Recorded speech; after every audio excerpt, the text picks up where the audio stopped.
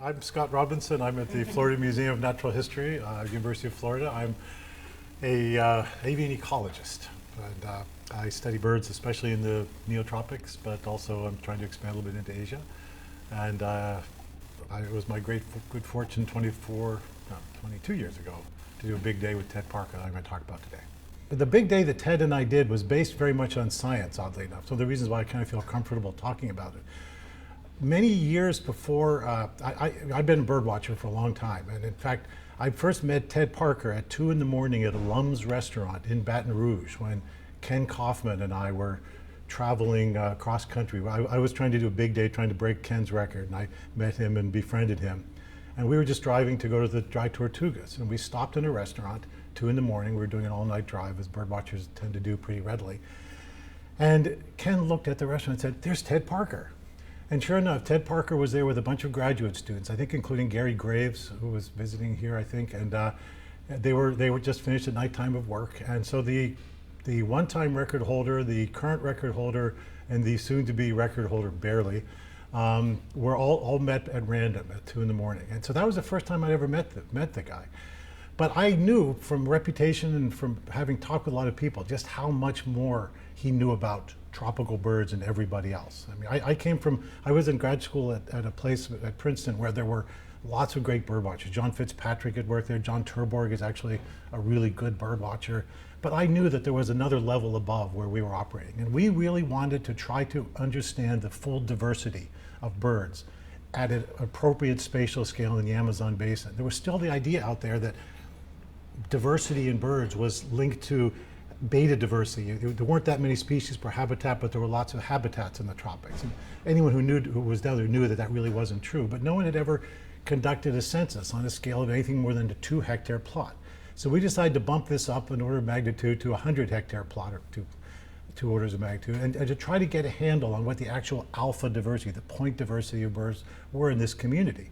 And we had a pretty good handle on the diversity, but again, I knew very well, and John Terborg knew that we were missing a bunch of things. And who better to bring into this project than Ted Parker? John Terborg was here recently giving a talk, wasn't he? And you know that John Terborg he really worships natural history knowledge. He probably has more respect for the great natural historians than he does for any other kind of scientist. And so he immediately jumped on this chance as well. And we invited Ted out, and Ted really seemed very happy to do this. He was glad to have a chance to work with us, and I think he felt happy that he was being recognized, and of course he refused to let us pay his way. I mean, Ted was a very proud man, and so he paid his own way, did all of his own census work, worked for about a month on our project, and during that time, I became aware that, oh boy, here's my chance. Cochacocha has a great potential for big days, for reasons I'll go into in a few minutes, and this was in the midst of an NSF-funded project to really document biodiversity in tropical forests. And so we knew where every bird was. And thanks to Ted, we knew another 15 or 20 species we hadn't known about before. So we were geared for a big day, an easy big day, no traveling. And I kind of tried to convince him of this for a long time, because Ted was a loyalist. He was a Tambopata man. He had made that place famous. He felt Cochacocha was not nearly as good a birding place as explorers in the Tambopata areas, and he had tried to break the record there, but for a variety of reasons had never been able to quite do it. I think he had come within 5 species of it. I don't know if you remember. I think he had 270, 280, but he was frustrated with it. And I was pretty sure we could break it at Cochacocha, again, for reasons I'll go through in a minute. And eventually Ted finally said, okay, we won't do it. Explorers is much better. And then we did this big day. So the results obviously are pretty good, but I wanted to just, Ted Parker, I'm sure many of you knew him much better than I did. I spent about 2 months with him total was my contact time with him, and they're amongst the most memorable of my life. I feel like I'm almost a connoisseur of biological genius. I mean, I've met a lot of them in my life, known a lot of them, and he fits into that category. He was but he was a very charismatic guy.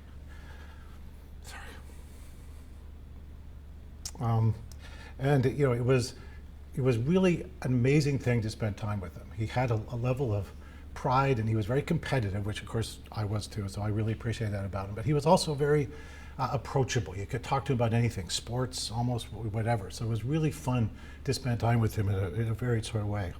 And of course, Ted was the previous holder of the big day. I mean, he did that without going to Alaska. I mean, the big year without going to Alaska, following in the heels of Fisher and Roger Torrey Peterson here. Thank you, Van, for these photos.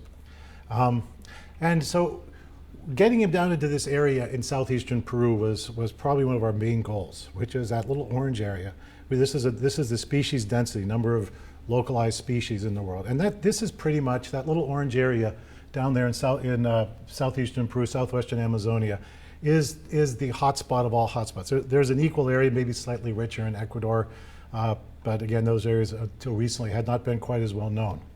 And this was the place where we were all working. That was where Tambopada was, and we knew we had a chance here without moving too much. I mean, notice that orange areas are more than 600 species in a point. The Tambopada list, I think at that point, was approaching 600. Cochacocha list was probably about 560. So we knew we wouldn't have to go very far. And this was very tempting in all of this.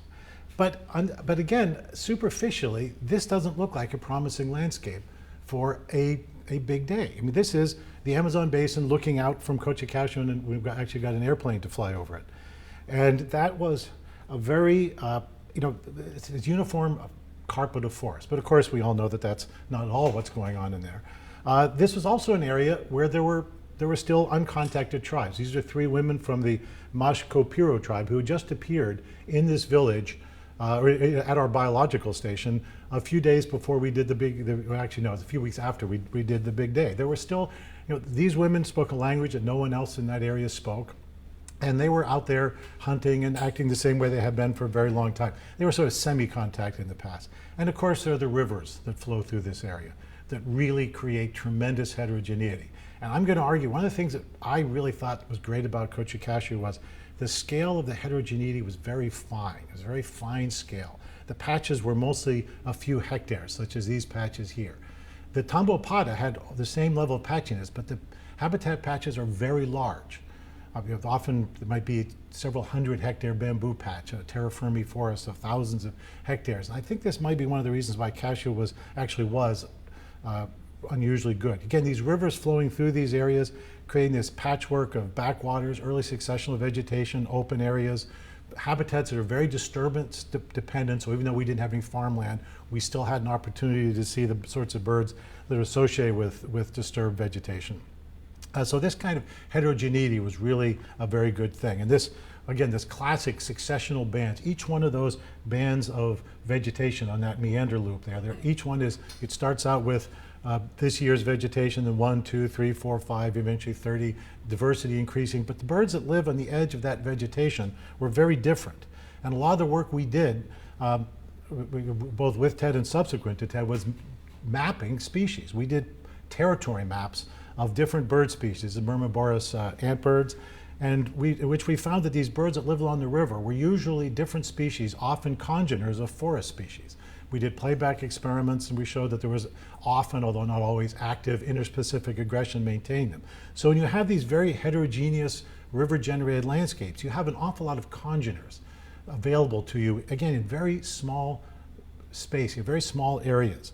From a tactical point of view, what this gives you the chance to do is to cover a lot of habitats early in the morning when the singing is at its maximum in a very short time. And this is what I think you could do there. This is one of the things that is going to be the greatest challenge in these big days. Yes, there's lots of species there, but the birds are quite rare. We'll talk about that in a minute. There are also these multi-species flocks, which give you something to do in the middle of the day. If you find one of these foraging flocks in the understory, especially in the canopy, no matter how hot and miserable it is, those birds still have to be out there foraging. So no matter how, so in the middle of the day when it's hard to do much else, you can find flocks, and you can continue to build your list even in the afternoon doldrums, as long as you focus on these flocks. Also, I should mention that there were a bunch of other scientists who were there who did big days with me subsequently to see if we could do even better. This is Charlie Munn. Many of you would not recognize Charlie. This is Charlie after a month in the field, of course. This picture got elongated somehow. Sorry, he's not quite that wide faced. But anyway, but Charlie Munn here had been documenting and color banding the flock. So we knew the composition of each flock. We knew which flock had Ziphorinchus obsoletus, which is a very rare bird there. We knew exactly where to go for that. So that was a tremendous advantage. We were also building a lot on the work of John Fitzpatrick. Again, these are one of his earlier incarnations. But John Fitzpatrick had worked a lot. John was a pioneer in working on out the bird songs, especially in the flycatchers. We also had tried some big days with him, but had never broken that 275 barrier that was the then world record. This is Cochacocha right here. We did our entire big day in this area, going over to Cochacocha and the edge of the river here. And this was about the 1 square mile area where we did our work. We spent the whole day in that relatively small area. Notice there's no terra firma. We did not have a trail system going up into the terra firma, even though it was easily available right across the river here. This dissected terrain here is terra firma. There was also a large area of marsh up there, which we did not visit, that we didn't realize how productive it was at that time. This was still fairly early in our understanding. After Ted came in and helped give us a jump start of additional knowledge, we started expanding outward. I've always felt that if we went back, we now have a well-established trail system in this area here, including extensive stands of bamboo. I always felt that we could have had 400 species if we had actually had the availability of these trails here, and if we had used tapes too. We didn't use playbacks at all, but that's another thing you can do in the afternoon. You can bring birds in with that. Tactically, we just decided not to do it. Remember, this is almost like a dry run we did. This was the first time we had tried it. So we just walked. We had a huge trail system for this 100-hectare spot map census, which requires trails at 200-meter intervals, and a few trails going out into this lake out here, which has slightly different vegetation. And that was where we stayed. But notice we were in the floodplain the whole time. Now, I say the floodplain, but the actual, if you read your field guides, this is what they call transitional forest. It is technically floodplain, and some sections of it are regularly are flooded pretty often, but it's all spike flood. This is not Varzea. Most of this floodplain is flooded probably once every 4 or 5 years. So it's still technically floodplain, but it is very tall, very dense vegetation, not very disturbance prone, and it is beautiful cathedral forest.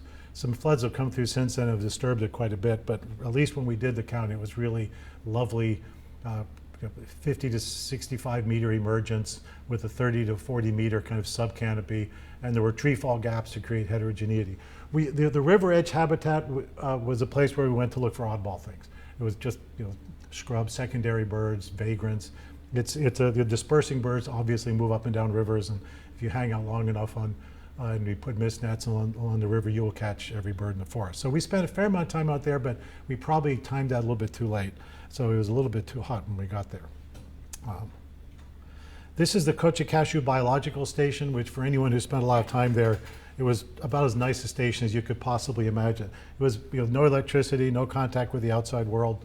Every 2 or 3, every maybe 5, 6 weeks, a boat would come in. We'd find out what was going on in the world. Now, of course, it's connected by internet, and it doesn't have the same remote feel to it. But it was a little bit more of an adventure back then, just because of the degree of isolation. Again, to see the floodplain, about 3 weeks after we did the record, this was the same view. This was an El Nino year, and the whole station was severely flooded. We would not have been able to do anything then. Apparently the birds can handle this, which is sort of surprising. I mentioned John Terborg here. For those of you who know John, this is Robin Foster and Pat Wright, the queen of Madagascar right now. Robin Foster, of course, the great botanist. There were some really, really fun scientists back then. That is Pat's daughter, Amanda, who is also a biologist now. So. John also had wanted to come in this big day, but he felt that he would slow us down a little bit too much. He just didn't think he was quite enough of a birder. I also want to mention that we went out on a lake. We actually did the thesis. We actually did the lake trip in a dugout canoe. This lake is again a wonderful place for birds. You can get a gammy heron, sunbittern, sungrebe, these things pretty much every time you go out, and so it's a nice place to spend maybe 40 minutes. Taking the easily available open country birds, a lot of second growth birds, Ubuko tusinkai, the scarlet-hooded barbet, and so on. It was also a nice place to rest because you're sitting in these boats and you could just, I did my whole thesis with about that level of energy exertion. Sometimes I had to stand up to get birds out of nets, but for the most part, I minimized that. So everyone else who was struggling around the forest getting bitten by Ponerine ants were really pissed off. Every day I'd come in with a nice tan and, and talking about the great things I had seen. Okay, now the original 100-hectare study plot was mostly what we call this high ground forest, which is transition or mature, older floodplain forest. It was a fig swamp, some bands of successional vegetation along the river, the lake itself. And this is the main result slide of this graph, which is the point diversity. This is a contour map of the number of species over each point. It's a little hard to read that, but this number is 150 to 170, which is really high point diversity. Now this may seem self-evident again to those of us, but at the time, no one knew that there was anywhere on Earth where you could put a point through a forest and overlap up to 170 territories or home ranges. Of course, it's more than that if you can throw in home ranges, but these were birds that we could actually map there. So this put to rest permanently this idea that the tropical biodiversity is a product of beta diversity. It's not just accumulation of habitats. The point diversity is phenomenally high. It's not to say habitat diversity isn't also incredibly important, but it is really,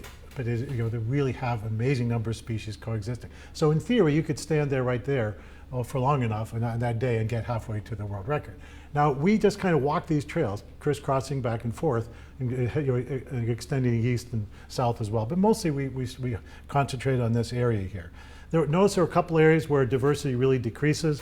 The bird I studied for my thesis, yellow-rumped cacique, had colonies there. We think that they may have been more or less co-opting all of the resources available in the forest, at least all of the fruit nectar and easily available insects. The downside of this particular habitat, and one of the reasons why we decided we do fine just by staying still, is look at the number of rare species here. This is a somewhat complicated graph. This is the number of territories or home ranges per 100 hectares, the rank order of decreasing density. This is just from a mature forest plot going out to about 230 species.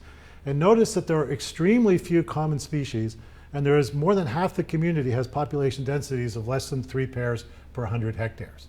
Some of these birds probably sing 3 or 4 times a day. This is the trouble with the big days in this area.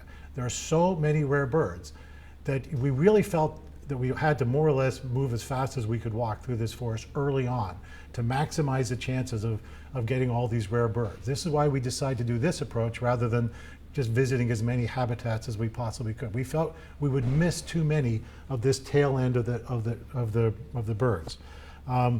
Again, this is just for this one habitat type.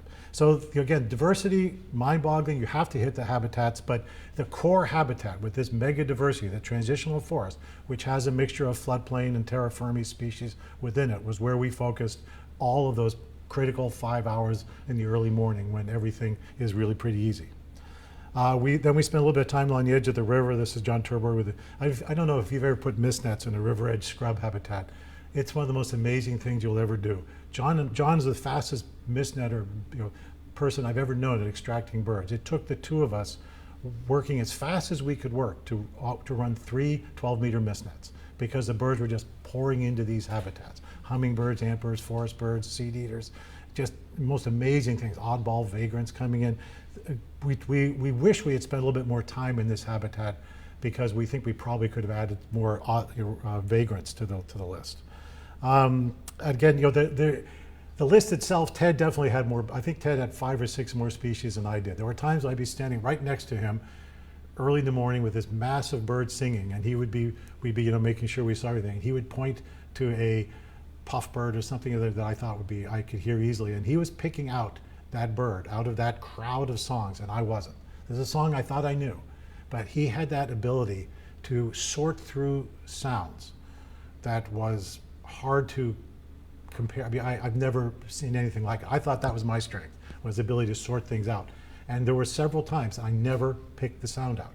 A bird sang several times within 50 meters where I was standing, a loud, big bird, and I just simply couldn't extract the pattern from all of the other sounds. And he could do that. Ted was one of these people who, if he heard a bird somewhere, I could hear it in Venezuela, and if he heard it in Peru, he would recognize it. I mean, he would know that. He had pure ability to remember these sounds. And that was just overwhelmingly, it was amazing to me. And this is my territory. This is my home range, so to speak. This is a place I've been birding for 3 years, very intensively. And Ted was still picking things. Again, I think he added, in 1 month, I think he added 10 species to the Cochacocha list and really gave us our first useful information on a bunch of other species. 3 or 4 days after this count, he heard a song he didn't recognize right in the middle of our plot. And it turned out to be Formicarius rufifrons, I think the rufous-fronted antthrush. And that was a bird that had been known from a few skins brought to Chapman from the 50s by some local Indians. And and some of the native peoples. And that was what was known about the bird. And Ted heard the song, knew it was an antthrush, knew what it was pretty much right away, and he eventually called it in. We almost redid the big day just because we wanted to add that. We wanted to have that as a newly discovered species on the list. In fact, on the big day, we added Caprimulgus sericocaudatus, the silky-tailed nightjar, to the Cochacocha list. We didn't know what we were hearing at the time. The song wasn't known, but now, of course, it's very well known, and there's no mistaking that's what it was. So it was, in fact, the list itself has Caprimulgus, species unknown. Now we know we know what it is. So again, this was a fun time. We were still at that very pioneering stage. Of course, you guys have been at that. You know this feeling very well. You're still pulling things out of areas in Peru. So, but it was fun to be in that stage and to know that Ted was out there doing it. You probably can't see this very well, can you? This is my results slide for the seminar. That is the actual species list. I don't think you can really read it, unfortunately. This is the result. Yeah, it was 331 species. Probably more than that, actually. When looking back on it, there were some songs we were hearing we didn't recognize. The taxonomy's all changed. Things are pretty different. But this was pretty easy to get. I mean, with that route we followed, without ever leaving the floodplain, without ever doing anything more than foot or by dugout canoe. I think we birded from 3:30 to 8:30, and we didn't really do anything very efficient in the afternoon. If we had had a terraforming trail system, if we'd gone up there, 3:50 would have been almost unavoidable. So it was just that good a place for big days. And now that said, I tried many times afterward, and the Ted Parker effect was, we got to 320, 322. We never got to 331. I mean, we knew more and had better trails, and we still couldn't do that. We had good luck with the weather, I have to admit. So that was one genuine piece of luck that we had, because it was not windy in the middle of the day. That was a huge help. Now, I have always dreamt about doing this on the Manu Road. The place I'm going to talk about this afternoon is hyper diverse. It's got at least 1,000 species on this road, and it's all forested, and it's a road, so you can drive and move fast. But I have not yet found a route that I have any confidence we would even break 250 on, even though there are, this view from here to there probably has 900 species on it. That's from about 2,800 meters down to the Amazon basin. But it's just hard bird watching. I mean, many of you have done this road, right? I mean, I'm assuming many of you have birded this road. I find it to be really hard bird watching. And I don't know if you could ever get in one place where you'd have more than a handful of species. So by continuously moving, you might build it up. I don't think it would be as easy as you might think. And you have almost twice the species list we had available at Cashew, but we just don't have that kind of thing. I've only been to Amazonia Lodge 3 times, and it's a very good birding place. But you don't get the really deep forest stuff. Doesn't seem to be that common in there. And it's not very heterogeneous forest. You don't get the good river edge scrub so much, although you probably get that along. The Alto Madre River is it's a clear water, it's a fast flowing river that doesn't generate the sandy beaches. So I'm not sure how you do on the river edge stuff. And then the actual floodplain forest there is not that well developed. So you're starting there and working your way up you're going across the river and getting all the open country things and getting the village birds and the farm birds would be great on that route. And then just working your way up the hill, that's what we'd have to do. But I just don't know. You have to be really lucky on the weather, because it's if the fog and the wind settles in up in the elfin forest, you won't get a bird. And if it's clear and sunny, you might as well go back to bed. Yeah, the question was, what about doing a big day? How would you do a big day on the Manu Road? And starting at Hacienda Amazonica and working your way up to the top is the only way to do it. But I never had any sense that was going to be successful. Yeah, it's a tremendous amount of driving, but the driving, it's pretty easy driving, you know, and the flocks, you can hear the flocks. I mean, you have no trouble with flocks. You could get all the flockers. I feel really confident that with even with all the driving on the Manu Road, you would get the flockers.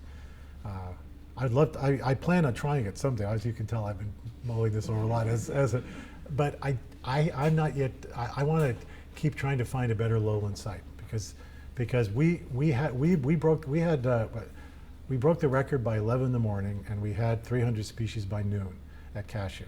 So the potential is there. You've got the whole rest of the day to do something. But Cashew, once you're there, there's nothing more. You know, you can't go anywhere. It takes 2 days just to get there.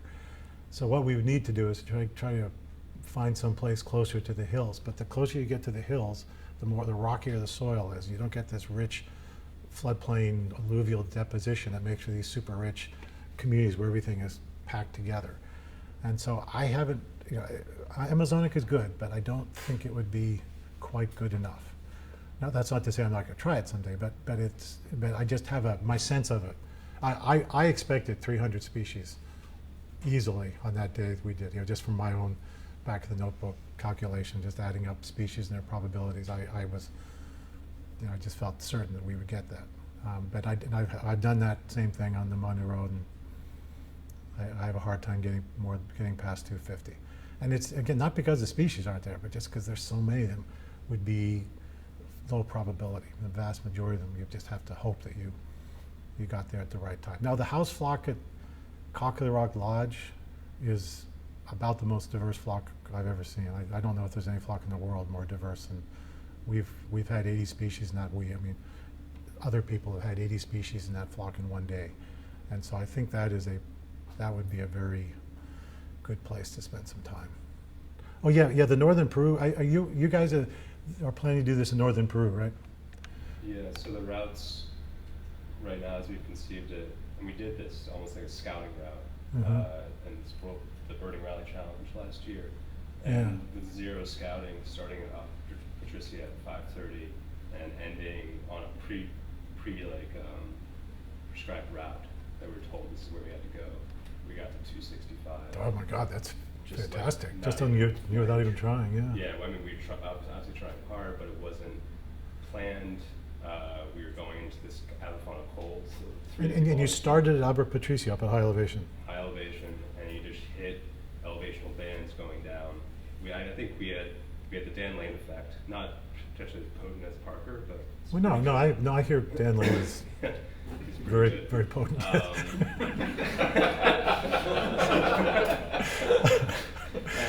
then I think we had good weather as far as Dan, so it's in this area better.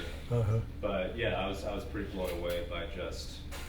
I mean, maybe we got really lucky, but no. 265 is really impressive. You see, because I would start at the bottom and work up just because all the species are in it. That's how it makes sense. But with this route, you're hitting these primary forest patches, and then you hit the mild lowlands, which is kind of like a rice country kind of thing. It's this patchwork of open country. But the rice is pretty birdy. I mean, at least. It's great. So that's kind of the really different strategy. It's a lot of visuals, way more visual than relatively more visual. No, everything is more visual than our day. I know. Yeah. And so that's why I don't know. I mean, I'm not sure I would have even picked it out had I not done that. That's great. This can work. The reputation of that area, and I've only been there once, so I'm no expert on it, but is that's all poor soil habitat up there. The Abramayo, the Mayo River and the Upper Patricia, and that's all sandy, poor soil, so it's not productive. It's not especially birdy. I think the beta diversity accumulation is that's probably the way the record will go in the future. But I do think the Cashew, if you guys do break that, I will almost certainly put together a team and go back to Cashew. I mean, the one thing about the big day is, as you know, it's a big publicity thing. One of the things that I think you guys can rightfully pat yourself on the back for is this system of nature reserves in Peru. Looks a whole lot like an LSU collecting expedition map. I mean, this is one of your greatest legacies in all of this, is that almost every place you went and collected and documented birds is now a major nature reserve. They don't want you collecting anymore a lot of the times. I mean, I'm sure there's some painful needs about that, but it is very amazing the impact you guys have had with those early collecting expeditions. I'm sure the impact is continuing, but someone I think needs to document this. I think the actual history here of the Abra Patricia, that wasn't a famous birding place. You guys went and collected there. You went up there and made that famous, and all these little lodges, all these reserves. Almost every, again, I'm sure there are exceptions. Manu Park I don't think was an LSU collecting site ever, but I think if you looked at the percentage of the Peru's reserves and parks, I think that probably more than half of them started out as your collecting sites. Has anyone ever compiled that? I really think that would be an extraordinarily interesting thing for you guys to do, because that legacy would be as lasting as anything you could possibly talk about. I've actually thought about writing a book on this myself, on the impacts of the bird science world. The whole economy of Costa Rica now started with bird scientist George Powell at Monteverde, and the entire economy of the modern tourist economy of ecotourism, at least in Peru, originates to you guys, and it's a very important legacy. Unbelievably important. I really think you guys are going to be remembered in history, for that contribution. As much as for a lot of the science we do. This birdwatching science connection is a very powerful one. Birdwatching doesn't always lead to conservation. But in any kind of direct way, but in an indirect way, it really does. Bird tourists will pay anything to see these great birds, and that leads to reserves and local economic booms, and it's a major story. Okay. Any other questions? Okay. That's awesome.